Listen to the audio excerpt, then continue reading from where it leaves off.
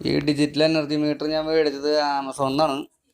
1600 രൂപയാണ് ഇതിൻ്റെ വില വരണത്. പിന്നെ നമുക്കിതെല്ലാം കൂടി ഒന്ന് സെറ്റ് ചെയ്യാനായിട്ടൊരു 10-500 രൂപ അടുത്ത് ചിലവ് വരുന്നുണ്ട്. 16 ആമ്പറിൻ്റെ സോക്കറ്റ് നമ്മൾ പിടിപ്പിച്ച് കഴിഞ്ഞാൽ പിന്നെ ചെയ്യാനുള്ളത് CT സെറ്റ് ചെയ്യലാണ്.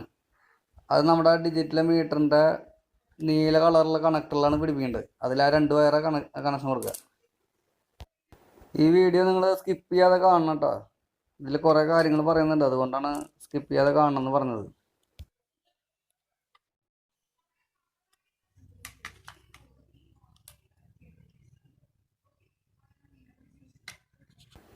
CT സെറ്റ് ചെയ്ത് കഴിഞ്ഞാൽ നമുക്ക് സോക്കറ്റിൻ്റെ വയറിങ് ചെയ്യാം.